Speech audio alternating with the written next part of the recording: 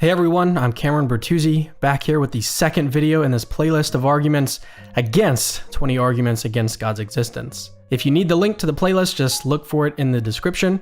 Alright, here is the second video in this playlist. God doesn't stop the evil in the world. In fact, if you read the Bible, God committed plenty of it. Alright, so this argument is actually two arguments. The first one is that God doesn't stop the evil in the world, and the second one is that God has committed evil in the Bible. In this video, I will explain why neither of these arguments actually work. The first argument, again, is that God doesn't stop the evil in the world. How is this supposed to be an argument against God's existence? I mean, let's look at the logic here. So step one, God allows evil. Step two, therefore God doesn't exist. I mean, anybody can see that step two kind of comes out of nowhere. So as presented, the argument doesn't even get off the ground. But we can take it a step further. I mean, how do we know that God doesn't have a reason for allowing evil? We don't. One of the best reasons that theologians have offered is what's called soul building. Soul building says that without evil, we'd actually be losing out on the greatest goods. Have you ever forgiven someone that hurt you or had compassion on someone that was in pain? Now ask yourself, in a world with no evil in it at all, would you have been given the same opportunities to exemplify these goods and develop your character in these unique ways? The answer, of course, is no. So here's what I'm getting at. Taking away evil in the world actually means taking away the greatest goods. Now, you might be thinking that these goods pale in comparison to some of the bads in the world. You might be wondering, well, how does forgiveness outweigh child cancer? Now, I happen to think that humans in general are just really bad about weighing goods and bads with all the emotions involved and everything, but let's put that worry aside. Let's just assume that we can't think of a good answer to this question. Does it follow now that God doesn't exist? Still no. All that means is that we have a gap in our knowledge. That's it.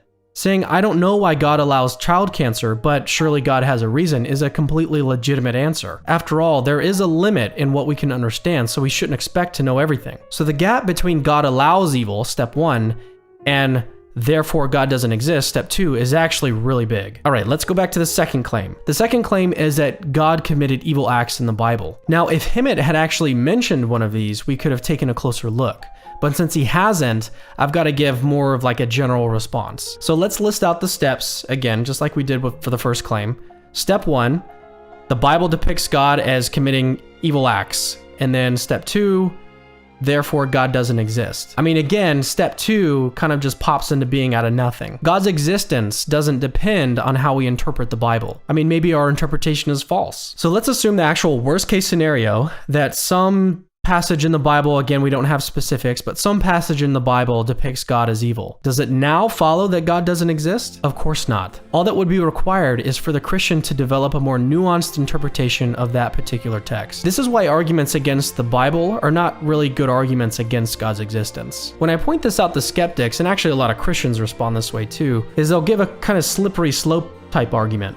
Like, if we can't take this verse literally, then why should we take any of the Bible literally? First, there's no reason to think that a more nuanced interpretation of the Bible is actually going to be less literal. There isn't one single literal interpretation of the Bible. There's actually many literal interpretations. And so for all we know, maybe the more nuanced version is actually the more correct literal version. Second, it's important to remember that the Bible is not one book. It's actually a collection of books. And as such, it features a bunch of different types of genres of literature. There's historical narrative, wisdom, poetry, ancient biography. So a historical error in Deuteronomy, for example, doesn't mean that we should start to question the historical reliability of Mark, or that we have no idea what's meant in the Psalms. Keep in mind, I haven't actually agreed that the Bible depicts God as evil. I took the worst case scenario and showed how even then, it doesn't show that God doesn't exist. To sum up, neither of these two arguments are actually arguments against God's existence. God allowing evil doesn't mean that He has no reason to allow evil. And even if